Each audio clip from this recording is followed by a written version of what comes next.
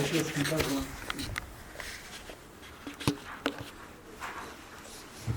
지금 금강경 남은 이 마지막 품이요. 오늘부터 해서 한 3회에 걸쳐서 금강경을 전부 이제 마칠 회양할까 합니다. 이 금강경은 제가 몇 번 말씀드렸지만 대승경전이에요. 그러니까 반야라는 반야바라밀다, 금강반야불 바라밀, 이런 경전을 세상에 부처님의 올바른 가르침이라고 주장하고 내세운 그런 분들이 있어요. 그러니까 역사적으로는 부처님 가신 지 한 400~500년쯤, 그러니까 BC 1세기에서 AD 1세기 사이에 이 경이 나왔다 그래요. 근데 이제 학자들이 보통 보는 거는 하나의 경전이 세상에 나오려면 한 100년쯤 걸린답니다. 이렇게 하나의 경전이 제대로 앞뒤가 맞추려면.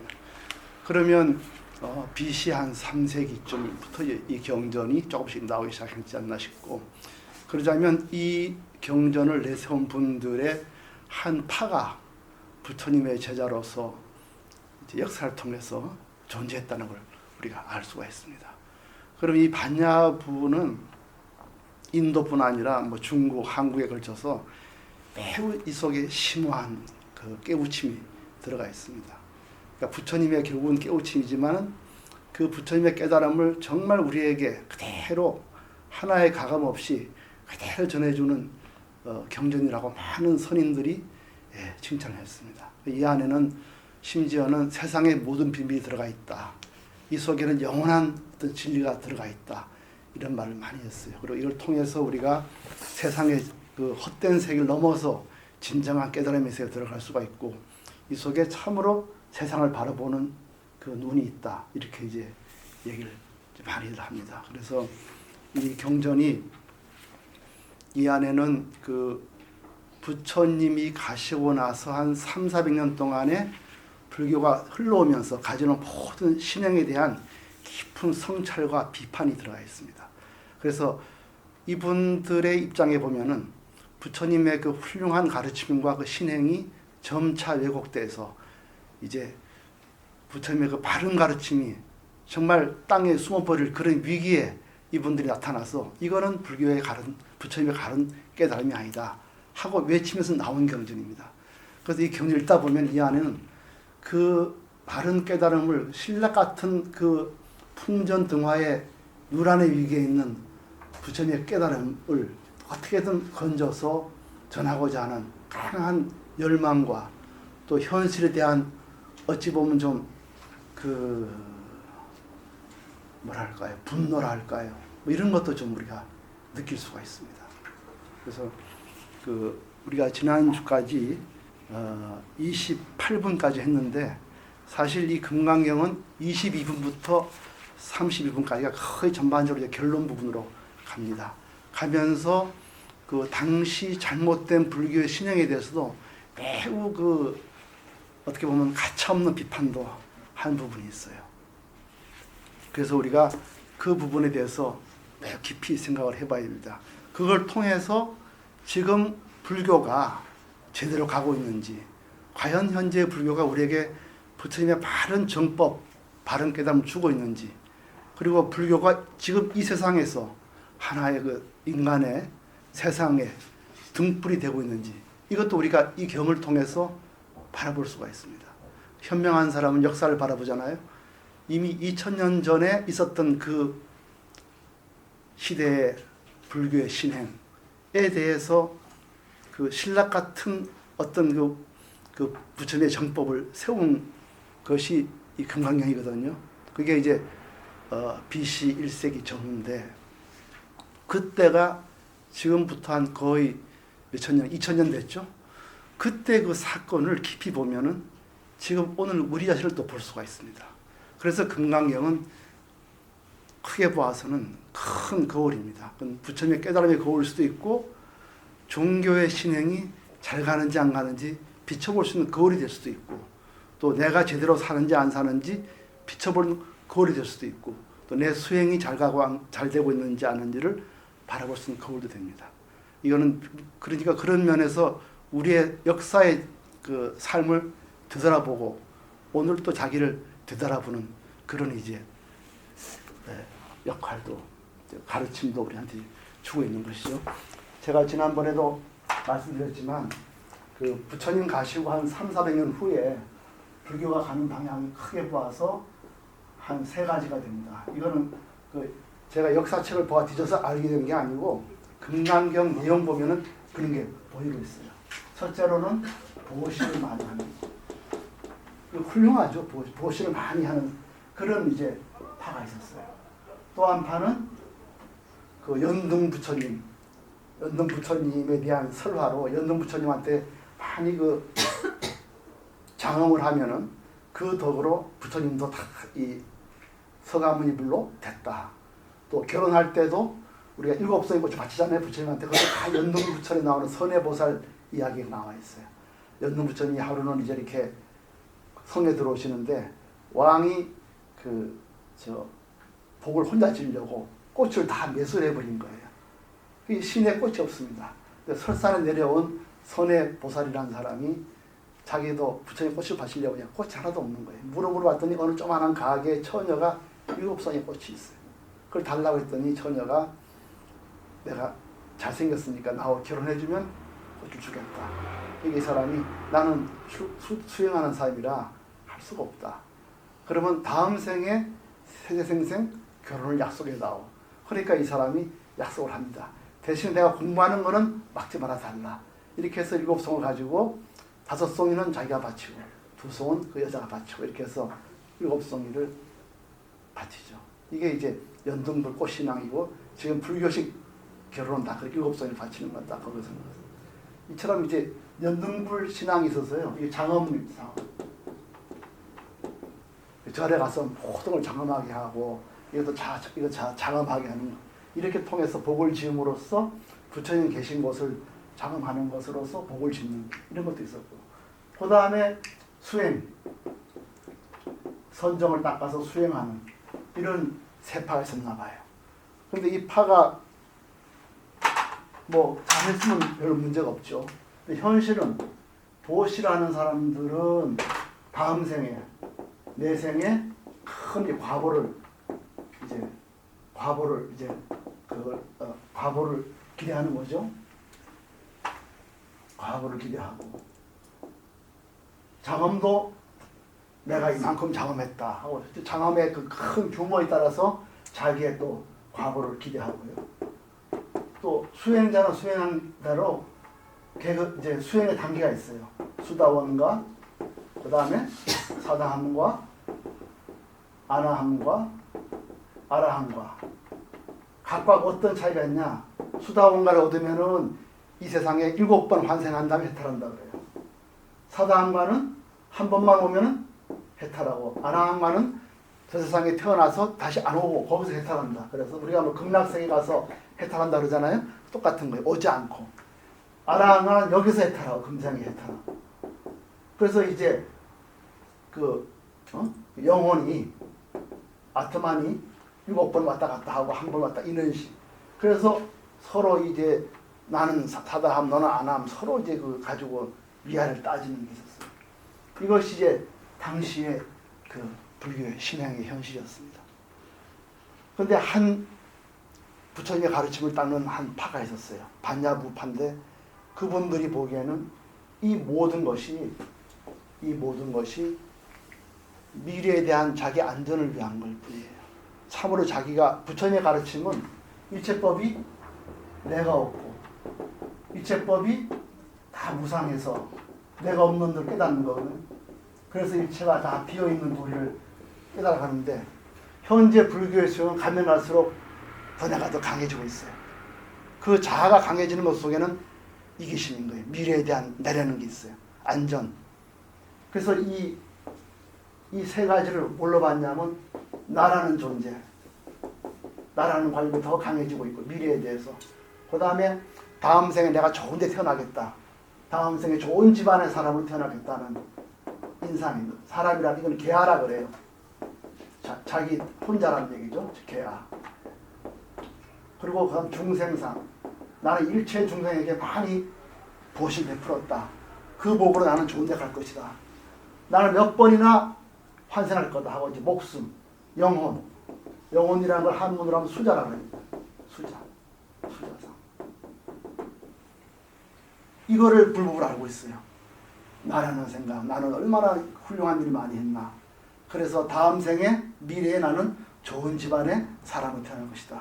나는 중생에게 많이 복을 지었기 때문에 나는 이 복을 진 덕으로 좋은 데 갈 것이다.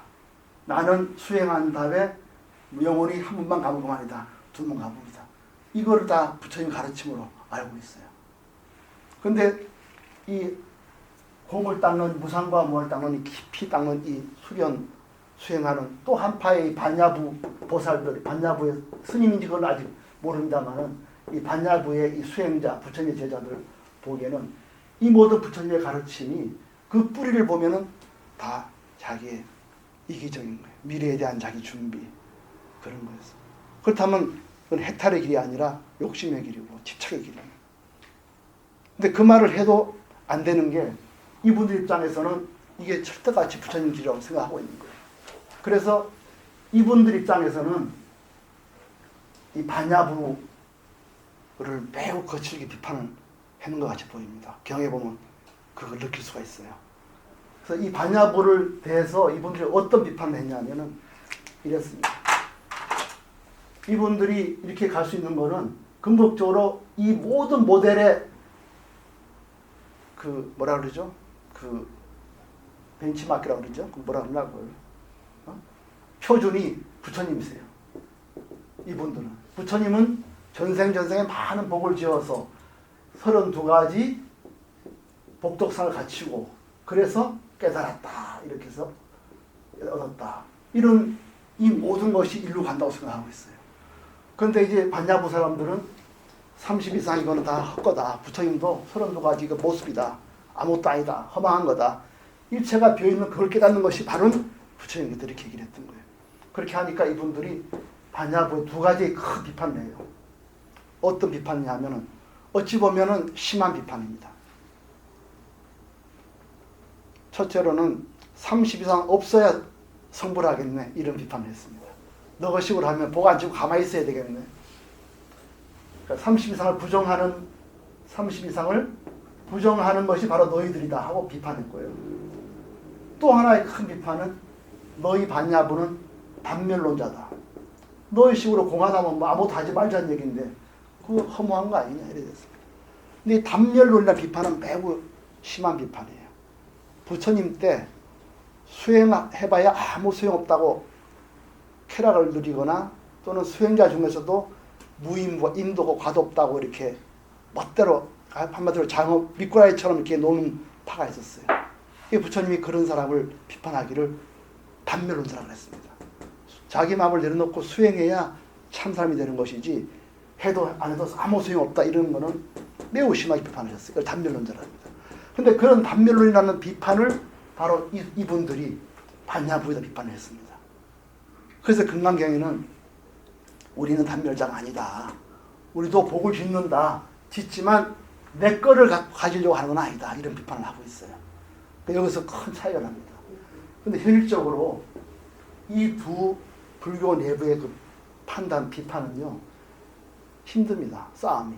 왜냐하면 이분들은 내보기에 별로 수행을 열심히 하는 분들이에요. 세속을 들여다보지 않고 그야말로 깊이 사유를 하는 분들이에요. 이분들은 보시, 장엄, 대단한 물적인 힘이 있는 사람들입니다. 권력과 돈이 많은 사람들. 옛날처럼 우리 금강에 보시면은 수 없는 보물을 말이죠. 수미산처럼 싸놓고 보시한다 그러잖아요. 그 얘기는 굉장히 여기서 말하면 대단한 귀족이나 부유한 사람들이에요. 이 사람들. 수행하는 사람들 당시의 승단입니다. 스님들이에요. 승단입니다. 그러니까 이 반야부 사람들 누구를 향해서 지금 어떻게 보면 싸움을 하냐 하면 그때 당시에 굉장히 돈 많은 사람, 귀족 이런 사람들 싸움을 올리고 또 한편 당시의 승단과 힘겨운 싸움을 하고 있는 분들이에요. 그러니까 쉽지 않은 싸움입니다. 그 싸움하면 누가 이기겠습니까? 이분들이 이깁니다. 맞으면 누가 맞겠습니까? 이분들이 뺨 맞아요. 경멸과 모욕을 당합니다.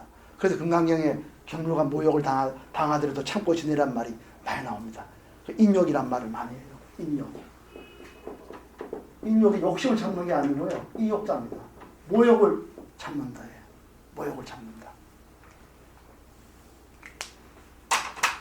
우리가 생각할 거는 보시장엄 수행을 하면서 실제 그걸 통해서 부처님의 가르쳐 가까이 가는 게 아니라 자기에 대한 미래에 대한 안전을 구하고 자기 복을 구하고 이렇게 가면 그게 해탈의 길이 아니잖아요. 그래서 이분들이 이 말을 하는데 이 힘이, 이 외침이 매우 공허할 수도 있습니다. 실제 현실을 지고 있는 사람은 이분들이거든요. 우리가 이거를 지금 생각하고 경을 읽어야 됩니다. 1번만 입장한 다음에 경을 읽겠습니다.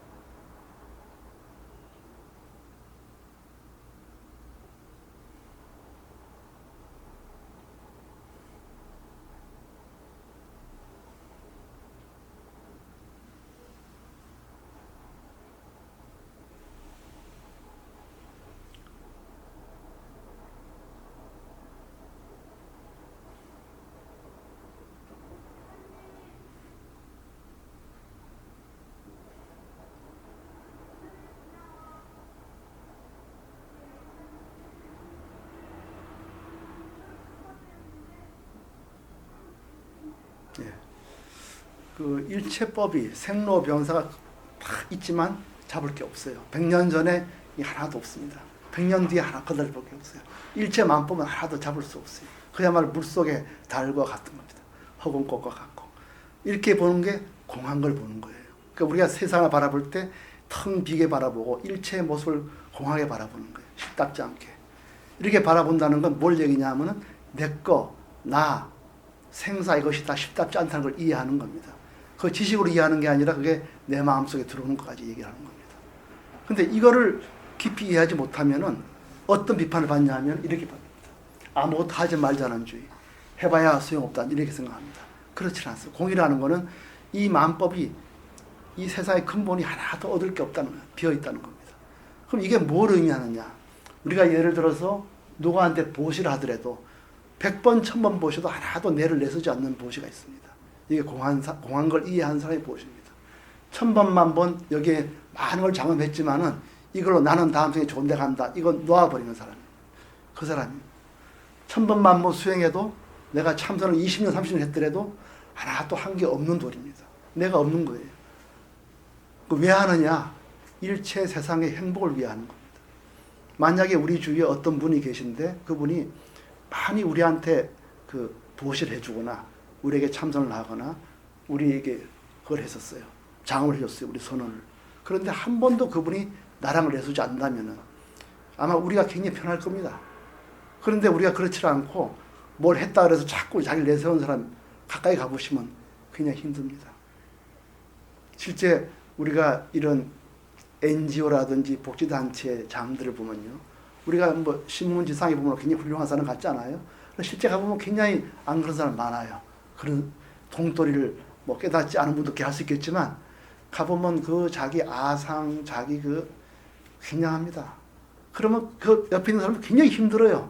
그 사람의 모든 명예욕을 충족시키려면 힘듭니다. 뭐 하나 베풀어도 말이죠. 온 언론단체 다 그 뭐죠? 그걸 다 뿌리고 말이죠. 또 알아주길 바라고. 그럼 굉장히 주위 사람들한테 뭘 가르치겠습니까?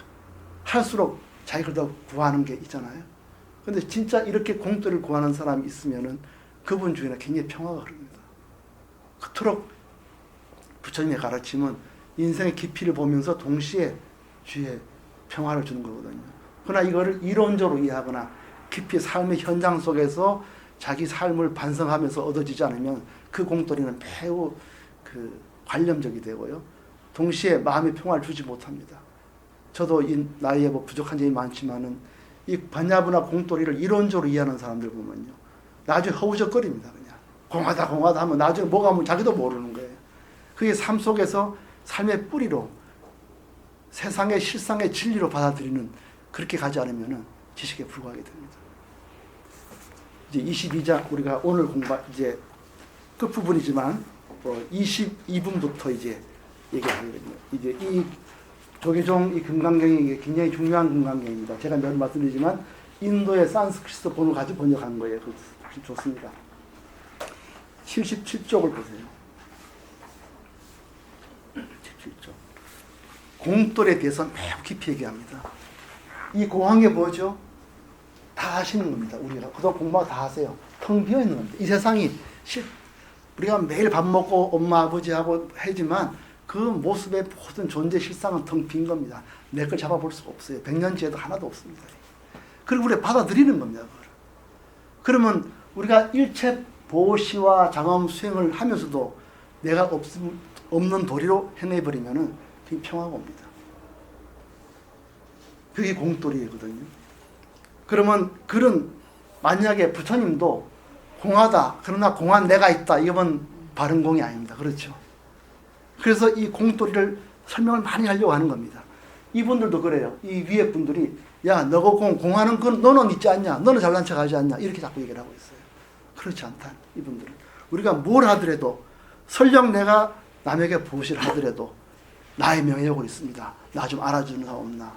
내가 심혈 참선하면요, 좀 나 좀 알아주는 사람 없나? 내가 무문관 공부 다 하고 나면 나 이렇게 화두를 잘하는데 누가 생깁니다. 왜 안 생기겠어요? 그러나 생길 때 참아야 되는 겁니다. 눌러야 되는 겁니다. 왜 눌러야 되느냐? 겸손하기 위해서가 아닙니다. 이 세상이 공하기 때문에, 비어있는 것이 진리이기 때문에 내라는 것을 참고 내려놓는 겁니다. 이게 진리를 위한 수행입니다. 내가 누가 잘 보려고 하는 거 아니에요. 무슨 예법을 찾으려는 것도 아니고 도덕 규범 때문에 그런 게 아닙니다. 진리가 공한 걸 이해하기 때문에 그런 겁니다. 그래서 이 77쪽 22분부터는요, 공돌이에 대한 깊은 얘기를 하고 있습니다. 공돌이는 뭐냐? 이 법을 닦는다고 얻어지는 공이 아닙니다. 그렇죠? 이 공은 세상의 근본 실상입니다. 내가 이걸 닦았다고 공을 얻었다, 이렇게 말할 수가 없습니다. 그 다음에 공을 깨달았다 해서 깨달아도 내가 다른 사람 낫다, 이 나도 없습니다. 그 얘기를 설명하려고 이제 시작하는 겁니다. 그럼 이제 그걸 이해하시고 다 같이 읽겠습니다. 77쪽이요. 수보리가 부처님께 여쭈었습니다. 세존이시여, 부처님께서 가장 높고 바른 깨달음을 얻은 것은 법이 없는 것입니까? 부처님께서 말씀하셨습니다. 그렇다 수보리여, 내가 가장 높고 바른 깨달음에서 조그마한 법조차도 얻을 만한 것이 없었으므로 가장 높고 바른 깨달음이라 말합니다. 또한 수보리여, 이 법은 평등하여 높고 낮은 것이 없으니 이것을 가장 높고 바른 깨달음이라 말하라. 자아도 없고 개아도 없고 중생도 없고 영혼도 없이 온갖 선법을 닦음으로써 가장 높고 바른 깨달음을 얻게 된다. 수보리여, 선법이라는 것은 선법이 아니라고 열애는 설하였으므로 선법이라 말합니다. 이와 같이 보시, 장엄, 수행을 많이 하더라도 깨달은 내가 있으면 안 되고요. 다음 생에 뭐 얻은 이거 하나도 있으면 안 됩니다. 그리고 선법을 하더라도 그거는 전부 텅 비어 있는 겁니다. 사실은. 우리 세상의 평화를 위해서 이렇게 하는 것이지만 그것이 자기한테 무슨 미래에 무슨 큰 복전이 된다고 생각하면 안 됩니다.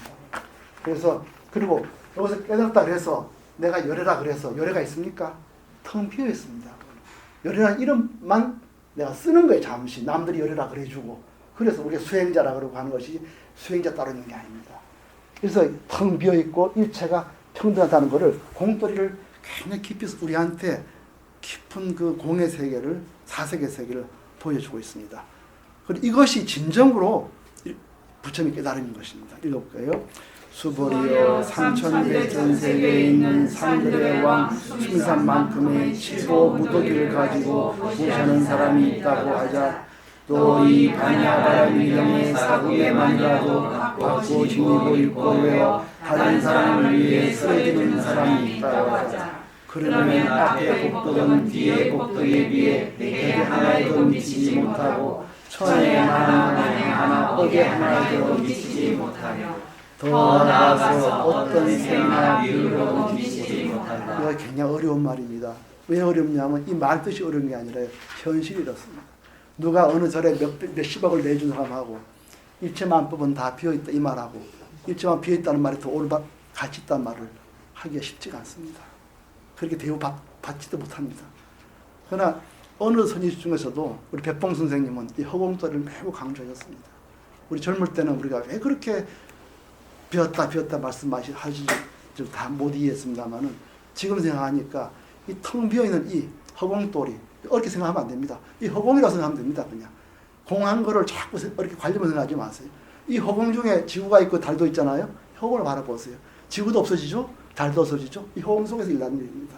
이 허공을 오래 보시면은 공에 대한 깊은 것을 얻을 수가 있습니다. 이게 백봉 선생님께서 우리한테 주신 위대한 방편입니다. 그러니까 공을 절대 관념으로 차원 높은 형인상으로 바라보면 안 되고 바로 이 자리에 이 모든 것이 다 공성이다. 텅 빈 허공에서 일한다 이렇게 생각하시면 점점 깊어집니다.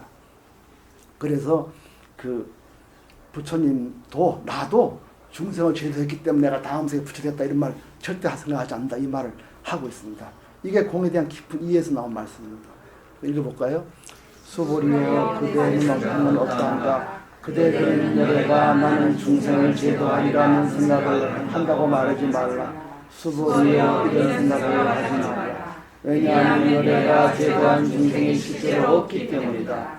만일 여래가 제도한 중생이 있다면 여래에게도 자아계와 중생 영혼이 있다는 집착이 있는 것이다. 수보리여 자아가 있다는 집착은 자아가 있다는 집착이 아니라고 요즘에는 설하였다. 그렇지만 범부들이 자아가 있다고 주장한다. 수보리여 범부라는 것도 예전에는 범부가 아니라고 설하였다. 자꾸 내가 너는 이거 하면 자꾸 너는 좋아진다. 다음 생에 큰 복 받는다. 이렇게 하면요. 점점 기쁨이 일어납니다. 내가 바라는 거거든요. 범부들이. 집착하는 거거든요. 그러니까 범부들 원래 내라는 게 없는데 자꾸 자아가 있다는 말을 하면 범부들은 더 기뻐 더 집착한다는 그런 뜻을 얘기하고 있는 겁니다. 우리 일반 사람들은 내 거에 대한 집착이 강합니다. 그걸 통해서 현재의 모든 없는 걸 넘어서려고 하는 거예요. 그러나 그거는 실제로 불가능한 겁니다. 그 다음 읽어볼까요? 수보리여 그대의 생각은 어떠한가 32가지 신체의 특징으로 여래라고 볼 수 있는가. 수보리가 대답하였습니다. 그렇습니다. 32가지 신체의 특징으로도 여래라고 볼 수 있습니다.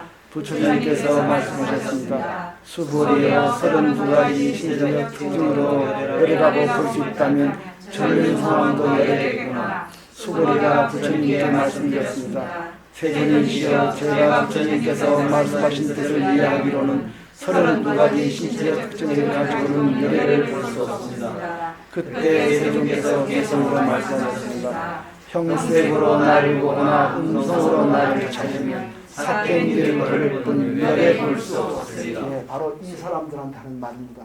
당신들이 삿된 길을 걷고 있다고 말씀하는 거예요. 그러니 얼마나 이게 강한 비판입니까?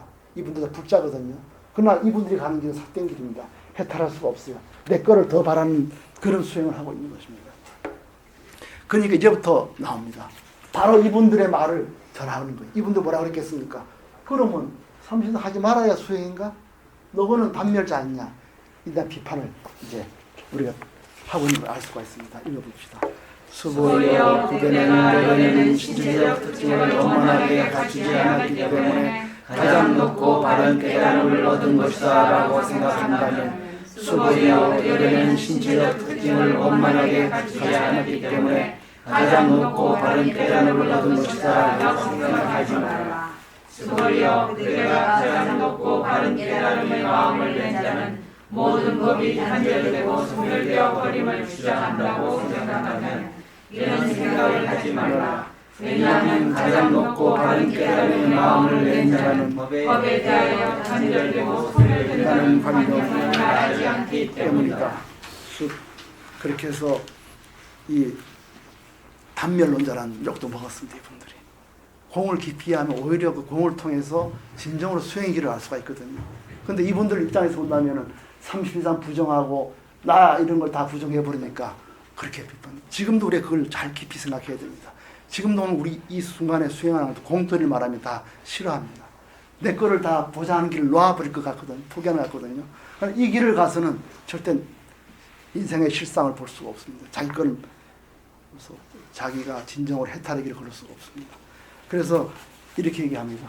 그 반야부의 이 수행자, 부처님 제자들은 이 모든 걸 하더라도 내가 있으면은 참는 것이다. 내 없는 수행을 하는 것이다. 그 이론은 내가 없는 수행이지만 실제로는 뭐겠습니까? 인욕행입니다. 모욕을 참고 내라는 걸 참는 그런 수행을 하는 겁니다. 이제 이분들이 반야부 수행자들이 진정으로 수행하는 것이 무엇이고 진정으로 신행성하는 것은 무엇인가에 대한 얘기를 합니다. 읽어보겠습니다. 수보리여 보살이 하늘의 모래수만큼 세계의 치료를 가르쳐 보시한다고 하자. 또 어떤 사람이 모든 법이 무아임을 알아 인욕을 성취한다고 하자. 그러면 이 보살의 공덕은 앞에 보살이 얻은 공덕보다 더 뛰어나다. 수보리여 모든 보살들은 복덕을 누리지 않기 때문이다.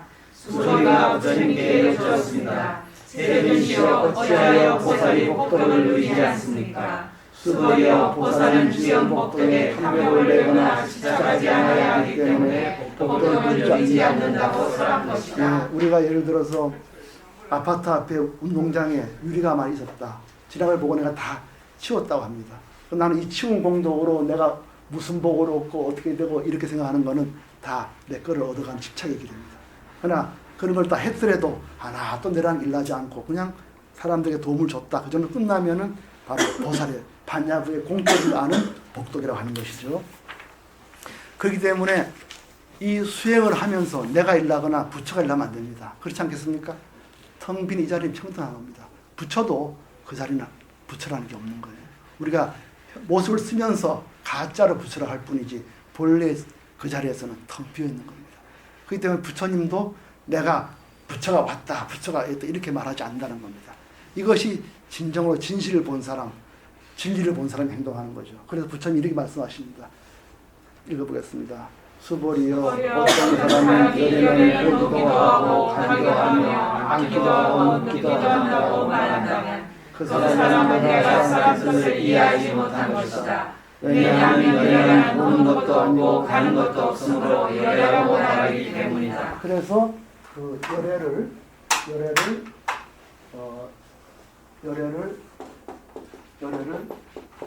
이렇게 왔다. 요요하게 왔다. 오는도 없이 왔다. 그래서 열애라고 합니다. 백봉생님은 아주 그 굉장한 뜻 해석하셨어요.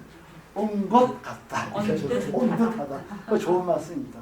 원래는 이제 요요하게 왔다 이런 말입니다. 온 것 없이 왔다 이런 말. 텅 비어 있다 이런 말. 그래서 우리가 왔다 갔다 되게 실제로 이건 그림자 같은 겁니다. 이게 세상의 공을 깊이 보는 사람의 눈이죠. 그렇기 때문에 불교는 뭐냐 하면 부처의 가르침은 공들을 깊이 보고 이 나다 너다 하는 걸 넘어서는 겁니다. 이게 진실을 깨달아가는 거예요. 그런데 그 당시 수행자들 어떻게 하느냐 하면은 경전을 자꾸 해석해서 그걸 하나하나 분석을 해요.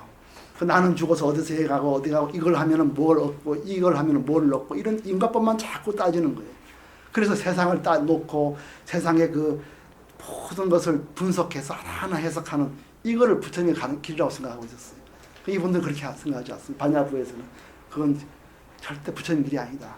이 세상의 무상과 무와 공을 깊이 이해해서 나를 내려놓는 것이다. 이게 해탈의 길이라고 이렇게 얘기를 합니다.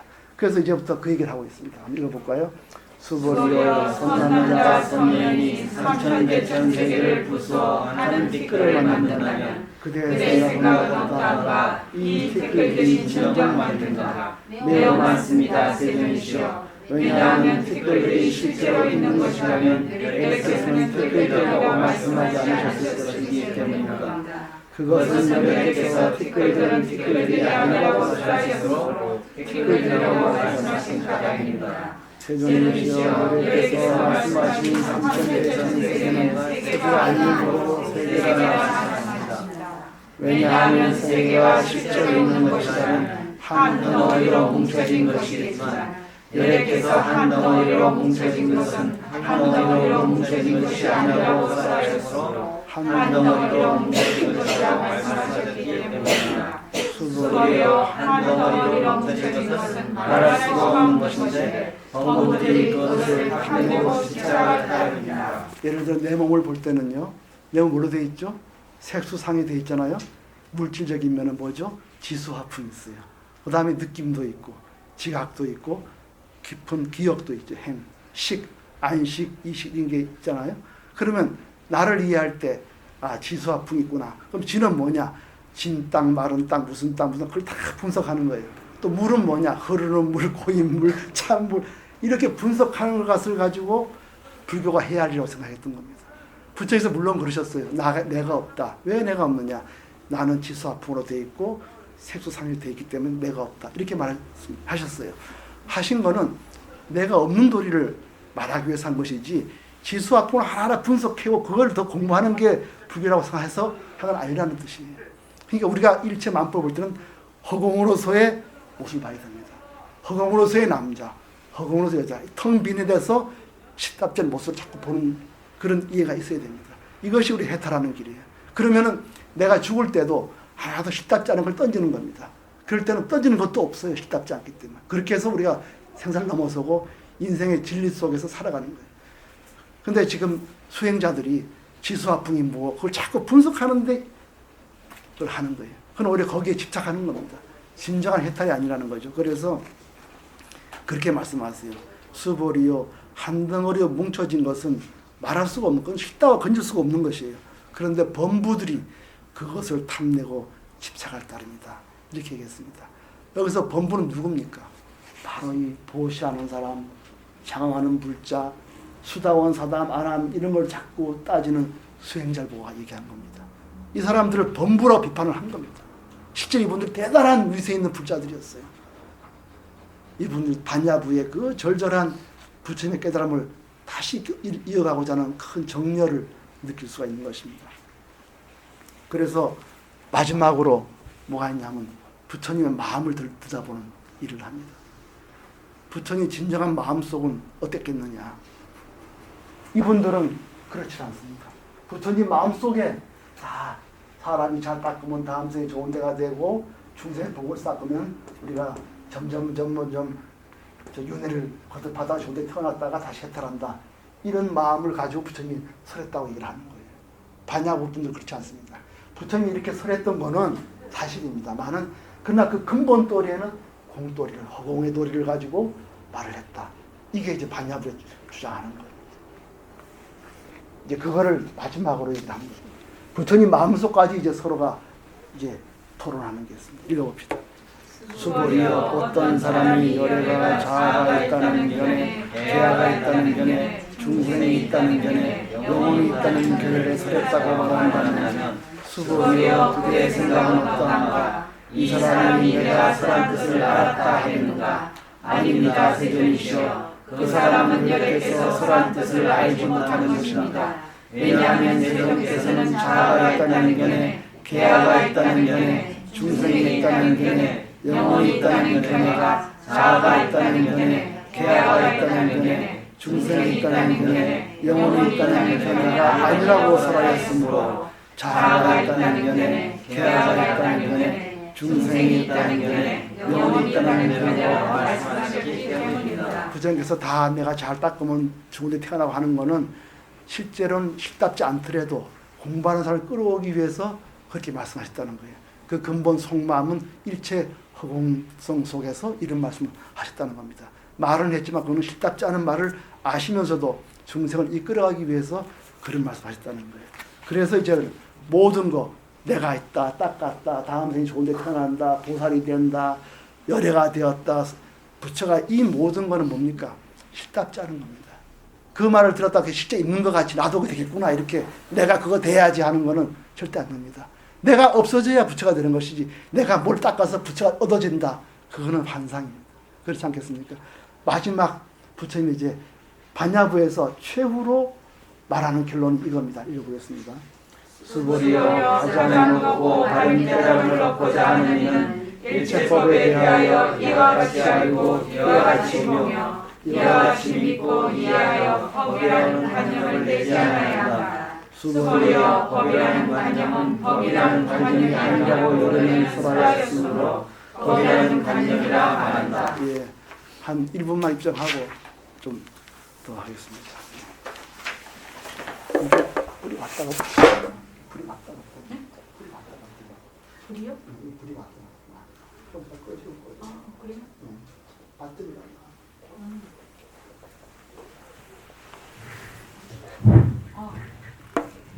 왔다 갔다 하신다고요?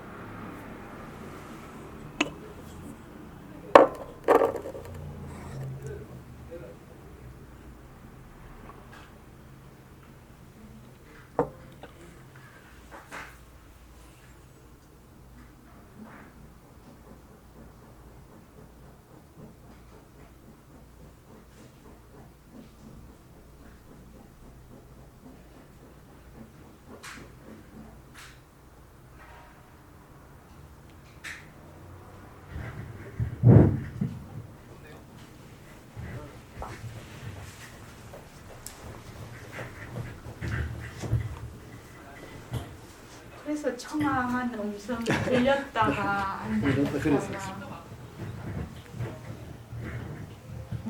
위쪽으로 보시죠. 예. 네, 그렇습니다. 그래서 이게 이제 마지막 이제 우리가 31분까지 했습니다. 31분 마지막이에요. 이제 그리고 우리가 좀 더 진지하게 생각을 해볼 말이 있습니다. 그러면 마지막은 이제 32분이 이제 95쪽이 다 마지막입니다. 금강경이. 그러면 금강경 반야부 수행자들이 대답해야 할 말이 있습니다. 어떻게 설법을 해야 됩니까? 앞으로. 그 임재선사도 그런 말을 했어요. 참선하라. 누가 참선합니까? 사실 이도를 알면 내가 참선한다 그런 거 없거든요. 그렇지 않겠습니까? 불교라는 건 참다운 내가 비어있는 걸 깨달아. 이체 목비 텅 빈 걸 깨닫는 거예요. 그 빈 도리로서 식답지 않은 내라는 걸 깊이 이해하고 살아가는 겁니다. 그거는 굉장히 깊은 도리예요. 주위 사람이 행복을 느낍니다. 평화를 느끼고 본인은 생사를 넘어섭니다. 그런데 그렇게 했는데 실제 현실은 뭐냐 하면 참선을 하면은 참선한 턱을 내려고 그래요. 보시라면 보시 턱을 받으려고 합니다. 어딘 장엄을 하면 장엄한 턱을 바래요. 가난한 자가 장엄할 때는 별 문제가 없습니다. 있는 사람 장엄할 때 큰 문제 생깁니다. 아까 저 수 없는 수미산만한 보물을 보시한 사람들은 대단합니다. 그게 왜 그런 게 생길까요? 그걸 우리 앞으로 얘기를 할 겁니다. 이제부터. 그런데 우선 우리가 경을 끝내야 되기 때문에 남을 위해 설명을 어떻게 해야 되겠습니까? 처음에 참선해라. 참선하면 참 좋다. 염불해라. 참 좋다. 보시해라. 이렇게 하면은 그걸 받아들이는 사람은 어떻게 받아들이냐면은 나의 안전을 구합니다. 미래의 나를 구하고. 그러다 보면 점점점 내 것만 치고 가는 거예요. 그러다 보면 불교가 아니게 돼버리는 거예요. 어떻게 해야 되겠습니까?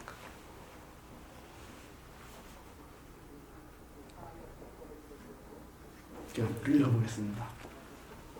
이제 95쪽 이제 마지막입니다. 수불이여 어떤 사람이 한량없는 아승기 세계에 치료를 가득 채워 보시한다고 하자. 또 보살의 마음을 낸 어떤 성남자 성년이 이름을 지니되 사극에 관하여 받고 지니고 읽고 외워 다른 사람을 위해 연수해 준다고 하자. 그러면 이 복이 저보다 더 뛰어나다. 어떻게 남을 위해 설명해 줄 것인가? 설명해 준다는 관념에 처하지 말고 흔들림 없이 설명해야 한다. 왜냐하면 일체의 모든 율법은 꿈 도깨비 불거품 그림자 이슬 번개 같으니 이렇게 관찰하시라.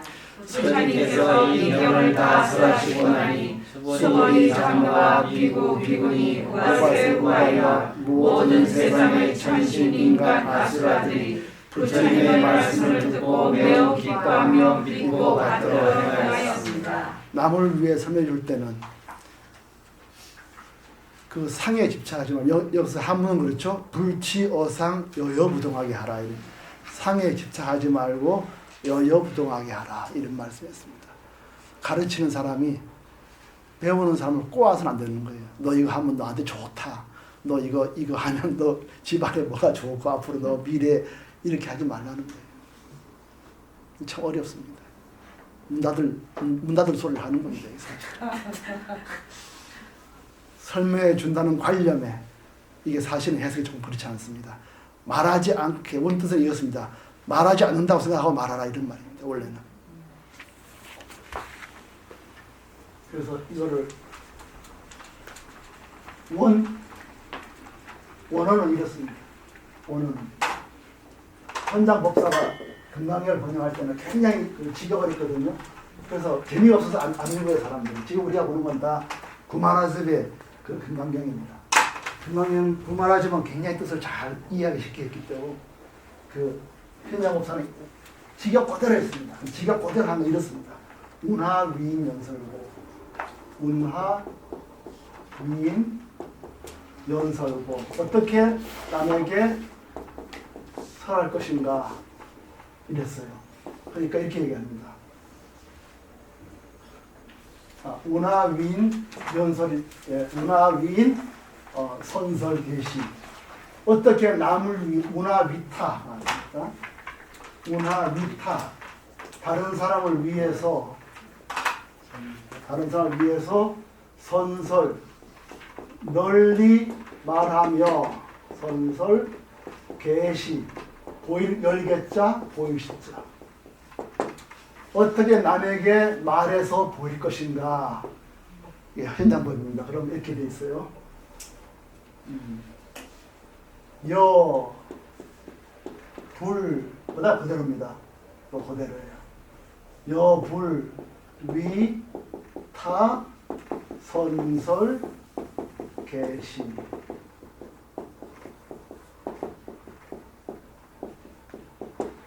시 명 또 그대로입니다. 위 타 선설 계시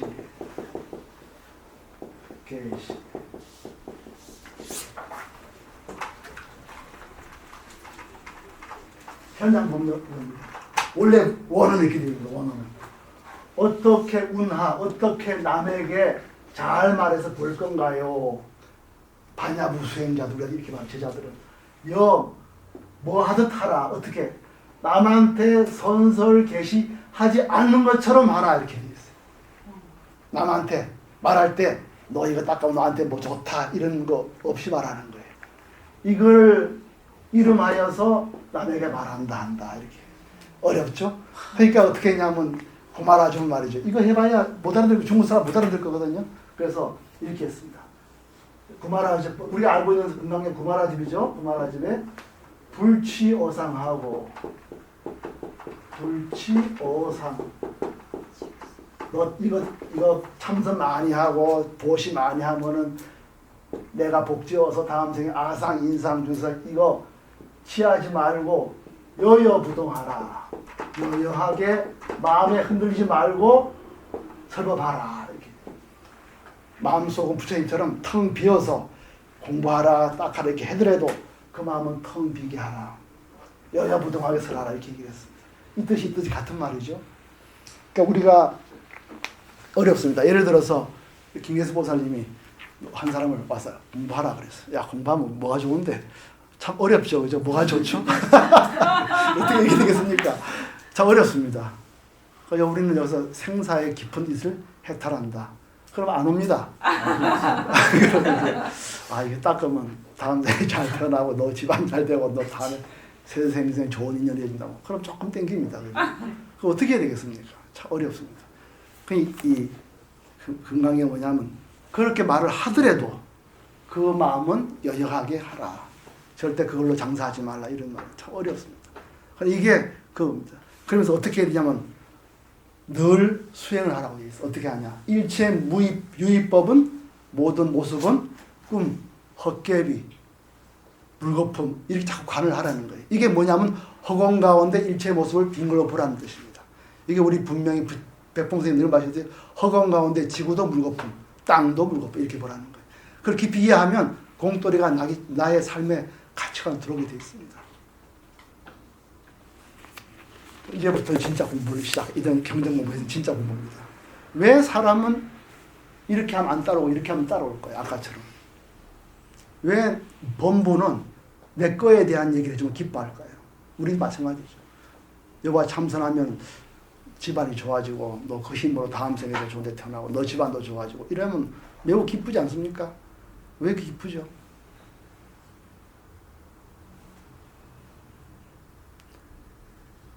공돌이는 가르쳐야 알 수 있거든요.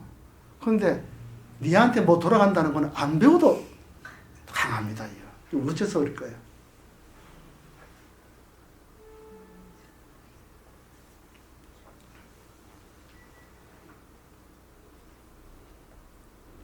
왜 그렇죠?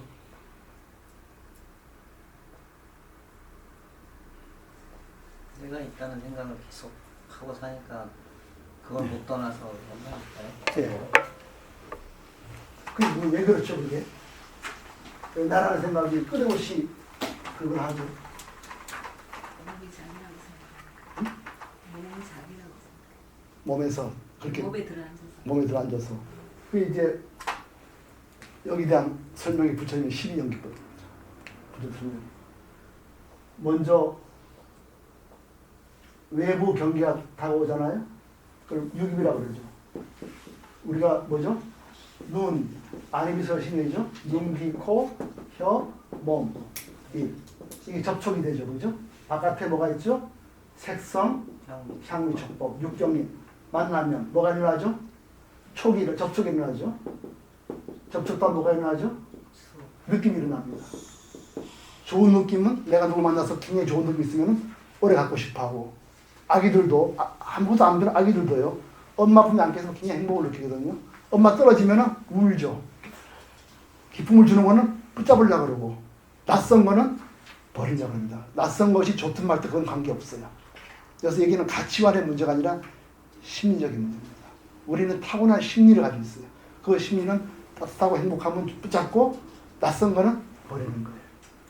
그럼 여기서 뭐가 일어나죠?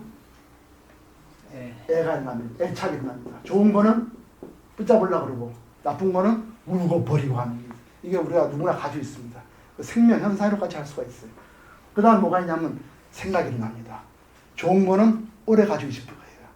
그래서 엄마가 밖에 나가 못 나가게 합니다. 계속 있어달라는 거예요. 이 순간이 중요한 게 아니고 요 다음 순간, 내일, 모레. 우리 집사람도 옛날에 학교 선생할 때 앞에 나가 우리 애가 같이 말하고 붙잡고 늘어지고 시간이 일어나요. 이 집착은 집이라고 그러죠. 이 집착에 뭐가 있죠? 시간과 공간이 일어납니다. 존재와 시간, 존재와 시간이 일어날 때 이 집착이라고 그래요. 그 집착 속에는 시간과 존재는 분별이 있는 거예요. 그 다음 뭐가 있죠? 유가 있습니다. 유. 그 다음부터 내 마음속에 존재가 생깁니다. 엄마라는 존재, 아버지라는 존재, 이웃인 이게 내 마음속에 있고, 그걸 통해서 세상을 바라봐요. 그걸 통해서 내가 상대방을 바라보는 게 아니라 내 마음속의 관념을 통해서 바라보는 거예요. 그런데 그 다음부터는 우리는 가족들 얼굴 잘 모릅니다. 왜 그런지 아세요? 내 마음속에 가족이라는 그 엄마, 아버지 그 갖고서 늘 보기 때문에 실제 얼마 이렇게 늙었는지 잘 모릅니다. 우리도 사진 한번 찍어보세요. 보내시면 사진 찍어보면 이 난가 싶죠, 그죠? 난 아닌데 누가 이렇게 늙은이가 이렇게 찍혀있나 잘 안 봅니다. 마음을 통해서 봐요. 그 다음부터는 모든 것이 생로병사가 나한테 이익과 손해를 받아들입니다. 송아지가 태어나면 뭐가 되죠? 나한테 재산이 들어간 겁니다. 그래서 생로병사가 그 다음부터 뭐죠? 나한테는 전부 우비고뇌가 되는 겁니다. 우비고뇌. 그래서 유 다음에는 생로병사, 생, 노병사 우비고노가 되는 거예요. 남자가 태어나면 아 좋다. 딸 태어나면 아이고 이렇게 되는 옛날에 나 그랬잖아요. 그 재산으로 바라보는 거예요. 그러니까 육아 있고 나서부터 그다음 다 재산. 남자는 일꾼, 여자는 별 옛날에는 뭐 큰 격 이렇게 해서 생하고 우비고노가 다 이때 일어납니다. 이게 다 마음에 든다는 거예요. 그리고 육입이라도 앞에는 뭐가 있죠? 무명에서 형성이 되고 그다음에 이게 식이 돼요. 그 다음에 뭐가 되죠? 명색이 됩니다. 우리 내한테 있는 전생의 식이든지 뭐든지 DNA든지 나에게 명색, 정신은 육체적으로 나타납니다. 이것이 바깥으로 나타납니다. 그러니까 같은 강아지라도 달라요. 응? 애도 마찬가지 키워보면 다르잖아요. 이렇게 전생의 식이 다르기 때문입니다. 이게 12연계예요. 그러니까 집착이 왜 일어나냐 하면은 우리 생명 현상으로서는 당연한 결과인 겁니다. 이걸 무명에서 나온다 그러죠. 그래서 우리가 이걸 깊이 보고 공들을 통해서 이 나라는 거 여기서 나, 너 이렇게 돼 있어요. 시간과 존재가 집착이 되면은 나와 너입니다. 그러니까 나, 너 할 때는요 그냥 지시되는 것은 아니고 그 속에는 나의 모든 소망이 들어가 있어요. 내 자식 할 때는 그냥 내가 낳은 애가 아니라 그 속에 내가 많이 바라는 존재와 시간이 들어가 있는 겁니다. 그래서 분노가 난다는 거죠. 이 도리를 보고 아 나와 너라는 게 내가 만든 거구나. 입체만법은 다 비어있는구나. 이렇게 이제 가는 거죠. 부처님이 공도를 깨닫고 나서 어떻게 설법을 했을까요? 이게 문제입니다. 우리가 안고 있는 문제, 금강경이 안고 있는 금강경 반야수행자들 안고 있는 문제 똑같습니다. 부처님 어떻게 했겠습니까? 부처님도 더 심했습니다. 부처님 때는 바라문교거든요. 그건 전부 전생에 복지어서 다음 생에 가자는 그겁니다. 그래서 더 많은 복을 얻기 위해서 뭐 했냐면은 제사를 많이 지내야 돼요. 그때 바라문들은 제사를 지내는 사람들이에요. 제사를 크게 지내면 더 큰 복이 오고 적게 지내면 적은 복이 오고 이런 식입니다. 그래서 바라문들이 재산이 많았어요. 그 바라문들이 땅 욕심이 많았는 게 아니라 땅을 바치면 가장 다음 생에 큰 복이 온다 그랬습니다. 그래서 땅을 많이 바쳐서 그때 바라문들은 대저택의 주인들이었습니다. 그 시대에 부처님이 나타나서 내가 없는 것이 진정한 도리고 해탈이다 이렇게 얘기한 거예요. 부처님이 오면은 제일 장사가 안 되는 사람이 바라문들입니다. 장사가 안 돼요. 부처님은 깨달으면 해탈한다 하는데 바라문들 부처님 말 들으면 바라문들한테 제사 지내러 오겠습니까? 그래서 부처님이 가는 길에 바라문들이 굉장히 모욕을 많이 했습니다.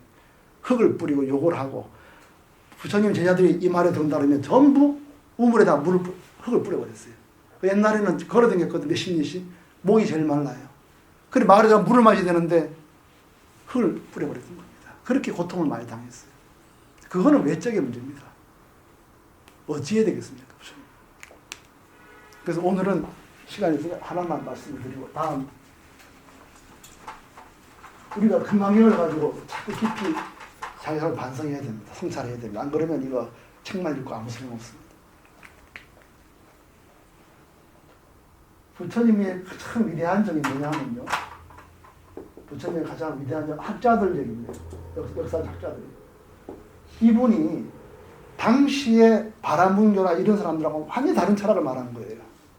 다른 사람 복지여서 다음 날 가지 않은 사람인데 부처님은 내가 없다는 걸 얘기하신 분이에요. 그게 굉장히 그랬는데 실제 그분이 만나는 모든 대중들은 다 기본 패러다임이 뭐냐면 다음 생에 좋은 데 가자. 복지 있는 거예요. 그럼 어떻게 그 법을 설하겠습니까? 만약에 아까처럼 닦을 것도 얻을 것도 이러면 다 집에 가버릴 겁니다. 할 수가 없어요. 어떻게 했겠습니까? 그 부처님의 위대한 점을 타협한 데 있습니다. 타협을 했습니다. 타협한 것이 오늘 우리 말하는 방편입니다. 그 거대한 바라문교, 힌두교 말하는 전신이 바라문교와 그 주위 사람들하고 일정정 타협하지 않고서는 법을 전할 수가 없는 겁니다. 그걸 오늘 우리가 조금 생각을 해봅니다.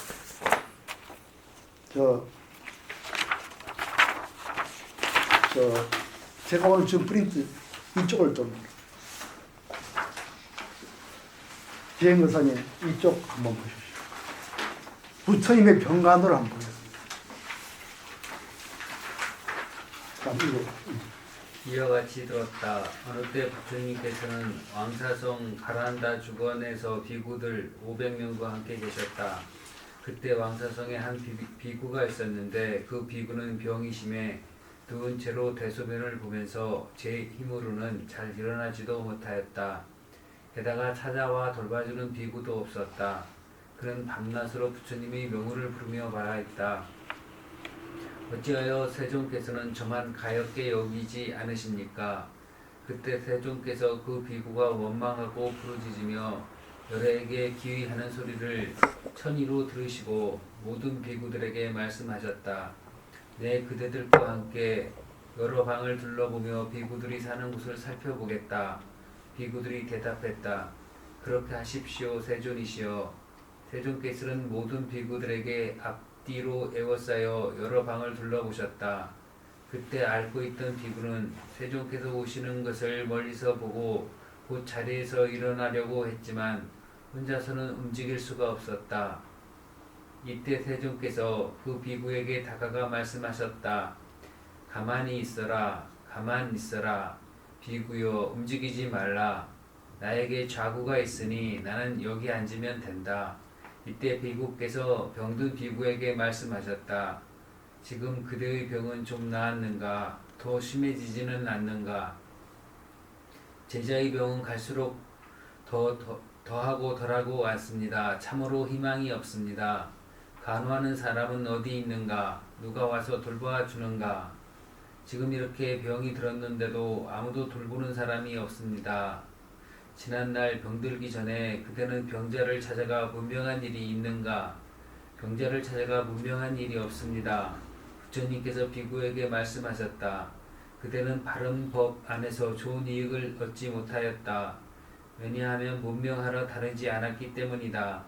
그러나 비구여, 그대는 이제 두려워하지 말라. 내가 직접 그대를 공양하며 조금도 불편함이 없도록 하겠다. 나는 아무도 구해주지 않는 사람을 구해주고 장님에게는 눈이 되어주며 모든 병자를 보살펴준다. 그때 세존께서 손수 더러운 것들을 치우고 다시 자구를 까셨다. 손수 비를 들고 더러운 우물을 치우고 다시 자리를 깔아주셨다. 또 그 옷을 빨고 병든 비구를 부축해 앉히고 깨끗한 물로 목욕을 시켰다. 그 비구를 목욕시킨 뒤에 평상 위에 앉히고 손수 밥을 먹여주셨다. 세존께서는 그 비구가 밥을 다 먹은 것을 살피시고는 바로를 치우고 그에게 말씀하셨다. 부처님은 그 비구에게 12연기법을 가르치셨다. 네. 그러니까 사람들이 대부분 이기적으로 자기 것만 찾는 거예요. 이분도 그랬습니다. 아프기 전에 문병 절대로 안 했어요. 남이 아플 때 절대로 안 간 사람이에요. 자기 아프게 아무도 안 오지. 그러니까 부처님이 이 사람을 다 물 피워주고 씻겨주고 또 자리를 깔아주고 옷도 빨아주고 부처님 이런 분이었어요. 그리고 밥을 먹여주고 그런 다음에 12연기법을 인연법을 가르치신 것입니다. 그 앞에 1쪽 보시면요. 유마거사에게 나옵니다.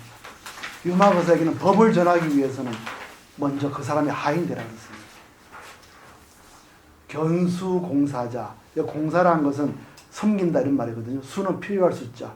섬김이 필요한 사람을 보거든 현위작동복 머뭇거리지 않고 사환 심부름꾼이나 하인이 된다. 기열가기에 이미기자 기쁠 열자죠. 그 사람 뜻을 기쁘게 한 다음에는 내 발이 도심 그 사람 하여금 도심을 일으키게 한다. 이렇게 됐습니다. 이게 일종의 타협입니다. 그 사람의 이기심을 인정해주고 그 사람을 위해주고는 그 다음에 그 사람에게 공부의 길을 열게 하는 겁니다. 이게 이제 불교의 위대한 그 방편입니다. 그래서 부처님이 늘 설부하는 순서가 있습니다. 그 순서가 뭐냐면은 맨 처음에 부처님이 보시를 얘기해요. 보시를 잘해라. 그 다음에 딱 두 가지 지계, 계를 지켜라. 이 계를 지키는 5계입니다. 욕하지 말고 술 먹지 말고 여자를 강간하지 말고 그 다음에 사람 한 번 죽이지 말고 거짓말하지 마라. 5가지죠.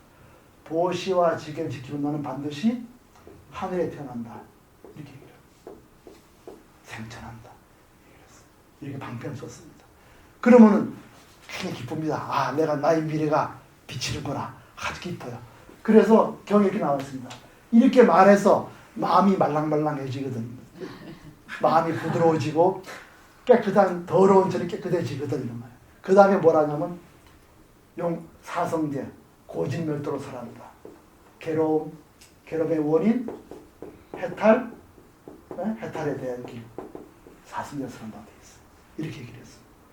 이 앞에 거를 인정해주고 자기의 말을 한 겁니다. 이게 부처님의 위대한 방편이에요. 아까도 그랬지 않습니까? 우리 경에서 부처님 마음속에 과연 나다, 중생이다, 다음 생에 이런 말이 있었겠느냐? 부처님 없었다는 겁니다. 없지만 이렇게 방편으로 하셨다는 거예요. 그걸 있다고 인정해서가 아니라 그렇게 모습을 굴림으로써 사람을 깨달음의 세계에 이끌려고 했다는 것입니다. 그래서 우리가 설법할 때는 허공의 도리에서 설법해야 된다. 절대로 그 사람의 이익이나 그 사람의 개인적인 복덕을 보장하는 것 같은 그런 식의 설법은 해서는 안 된다.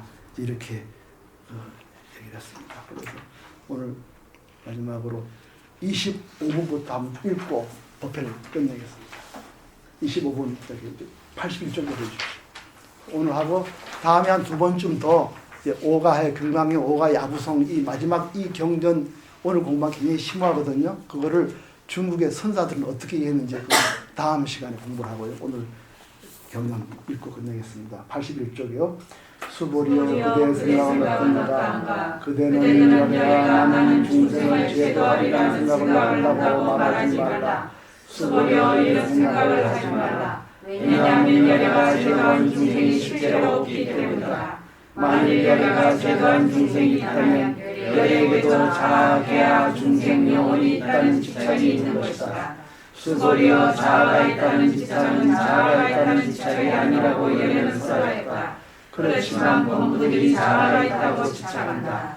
수보리여 본부라는 것도 연애는 본부가 아니라고 써야했다. 수보리여 그대의 생각은 어떠한가? 32가지 신체적 특징으로 연애라고 볼 수 있는가? 수보리가 대답하였습니다. 그렇습니다. 32가지 신체적 특징으로도 연애라고 볼 수 있습니다. 부처님께서 말씀하셨습니다. 수보리여 32가지 신체적 특징으로도 연애라고 볼 수 있다면 전륜 상황도 연애겠구나. 수보리가 부처님께 말씀드렸습니다. 세존이시여 제가 부처님께서 말씀하신 뜻을 이해하기로는 32가지 신체적 특징을 가지고 연애를 볼 수 없습니다. 그때 세존께서 계속으로 말씀하셨습니다. 평생으로 나를 보거나 무서워로 나를 찾으면 삭된 너희를 연애할 수 없으니 수보리여 그대가 연애는 신체적 특징을 원하게 가지지 않기 때문에 가장 높고 바른 깨달음을 얻은 것이다 라고 생각한다면 수보리여 연애는 신체적 특징을 원하게 가지지 않았기 때문에 가장 높고 바른 깨달음을 얻은 것이다 라고 생각하지 말라. 수보리여 그대가 가장 높고 바른 깨달음의 마음을 낸 자는 모든 법이 단절되고 소멸되어 버림을 주장한다고 생각한다면 이런 생각을 하지 말라. 왜냐하면 가장 높고 바른 깨달음의 마음을 낸 자는 법에 대하여 단절되고 소멸되는 관념을 말하지 않기 때문이다. 수보리여 보살이 하나의 도에서만큼 세계의 실거를 가르쳐 보시한다고 하자 또 어떤 사람이 모든 법이 문화일나라 이용을 성취한다고 하자 그러면 이 보살의 공덕은 앞의 보살이 얻은 공덕보다 더 뛰어나다. 수보리여 모든 보살들은 복을 누리지 않기 때문이다. 수보리가 부처님께 여쭈었습니다. 세존이시여 어찌하여 보살이 복덕을 누리지 않습니까? 수보리여 보살은 지은 복덕에 탐욕을 내거나 착하지 않아야 하기 때문에 복덕을 누리지 않는다고 말하는 것이다. 수보리여 어떤 사람이 연애는 오기도 하고 가기도 하며 앉기도 하고 눕기도 한다고 말한다면 그 사람은 내가 설한 뜻을 이해하지 못한 것이다. 왜냐하면 연애는 오는 것도 없고 가는 것도 없으로 연애라고 말하기 때문이다. 수보리여 선남자 선여인이 3000대 전세계를 두고 가난한 티끌을 만든다면 그대의 생각은 어떠한가? 이 티끌이 진정한 만든가? 매우 많습니다. 세존이시여 왜냐하면 티끌들이 실제로 있는 것이라면 열애께서는 티끌들이라고 말씀하지 않으셨을 것이기 때문입니다. 그것은 열애께서 티끌들이 아니라고 하셨으므로 티끌들이라고 말씀하신 까닭입니다. 세계님이시여 열애께서 말씀하신 천지의 세계는 세계가 아니므로 세계라 말씀하십니다. 왜냐하면 세계가 실제로 있는 것이라면 한 덩어리로 뭉쳐진 것이지만 열애께서 한 덩어리로 뭉쳐진 것은 한 덩어리로 뭉쳐진 것이 아니라고 하셨으므로 한 덩어리로 뭉쳐진 것이라 말씀하셨기 때문입니다. 수고리여 한 덩어리로 뭉쳐진 것은 말할 수 없는 것인데 범부들이 그것을 탐내고 집착할 따름이다. 수고리여 어떤 사람이 열애가 자아가 있다는 견해, 계아가 있다는 견해, 중생이 있다는 견해, 영혼이 있다는 견해를 쓰였다고 말한다면 수고리여 그의 생각은 어떠한가? 이 사람이 내가 사람 뜻을 알았다 하겠는가? 아닙니다. 세존이시여 그 사람은 열애께서 사람 뜻을 알지 못하는 것입니다. 왜냐하면 세존께서는 자아가 있다는 견해, 계아가 있다는 견해, 중생이 있다는 견해, 영혼이 있다는 견해가 자아가 있다는 견해, 계아가 있다는 견해, 중생이 있다는 견해, 영혼이 있다는 견해가 아니라고 설하셨으므로 자아가 있다는 견해, 계아가 있다는 견해, 중생이 있다는 견해, 영혼이 있다는 견해라고 말씀하셨기 때문입니다. 수고리여 가장 높고 바른 깨달음을 얻고자 하는 이는 일체법에 대하여 이와 같이 알고 이와 같이 보며 이와 같이 믿고 이해하여 법이라는 관념을 내지 않아야 한다. 수고리여 법이라는 관념은 법이라는 관념이 아니라고 여러분 말하였으므로 법이라는 관념이 나간다. 수고리여 어떤 사람이 한량없는 아승기 세계에 습을 가득 채워 보시한다고 하자. 또 보살의 마음을 낸 어떤 선남자 선녀이 이 병을 지니게 사국에만이라도 받고 지고 읽고여 다른 사람을 위해 연설해 준다고 하자. 그러면 이 복이 저것보다 더 뛰어나다. 어떻게 남을 위해 설명해 줄 것인가? 설명해 준다는 관념에 집착하지 말고 끊임없이 설명해야 한다. 왜냐하면 일체의 모든 율법은 꿈, 헛개비, 물거품, 그림자, 이슬, 번개 같으니 이렇게 관찰할지라. 부처님께서 이 명을 말씀하시고 나니 수고리 장로와 비구 비구니 말씀하시고 모든 세상의 천신이나 말씀하들이 부처님의 말씀을 듣고 매우 기뻐하며 믿고 받들어 행하였습니다. 예, 이렇게 해서 다 끝내고요. 다음 시간에는 그 오가하의 야부송사나 육교대사께서 이 마지막 29분, 30분, 31분 이 굉장히 심오하거든요. 그걸 어떻게 깊이 이해했는지 그 깨달음의 세계를 잠깐 공부를 다음 시간에 해보겠습니다. 그럼 이거 다음 시간에 예, 가져오시면 좋고요. 아니면 다시 카피때가 좀 틀린 게 뒤에 좀 고친 게 있으니까요. 다음에 새로 찍어서 드리겠습니다. 잠깐 입장하고 끝내겠습니다.